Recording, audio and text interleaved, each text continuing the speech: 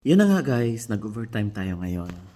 Tapos, so yun, ginawa natin. Tapos na tayo sa detailing dito.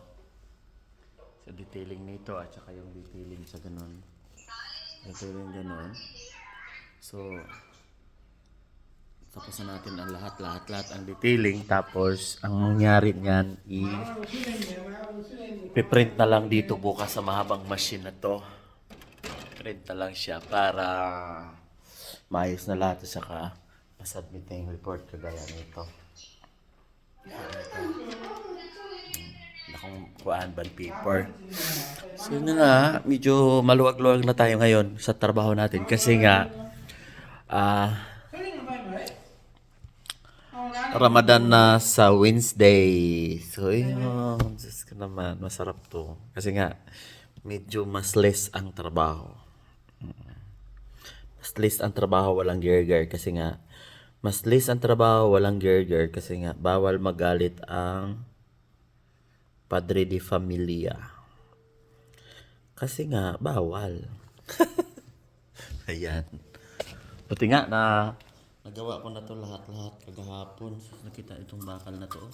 Para ito yung ginamit ng ito yung ginamit doon sa yung patapta ng sin doon sa taas. Ano to tubular basta may butas sa gitna. Ayan siya. So okay na tayo. Masaya na ako dito. Bye. Print out na lang natin bukas para happy na. So, Tarik, bukra Ramadan?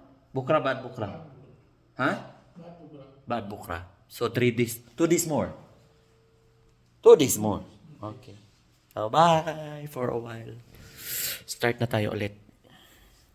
So, binigyan din tayo ng masarap na tea with milk. Oo, di ba? So, paano tayo mananaba dito habang nagtatrabaho, may kinakain? Samantala sa Pilipinas, magtrabaho ka butot balat. Bakit? Magtrabaho ka gutom. Magtrabaho kang huyab ka.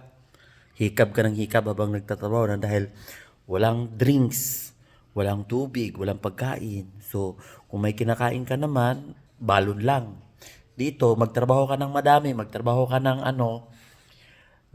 mag-overtime ka, ang daming pagkain niabot sa'yo. Tingnan nyo mamaya after nito kasi nga nag-request sila ng overtime. Tingnan mamaya dito na isang planggana na naman ang kakainin namin dito mamaya for dinner.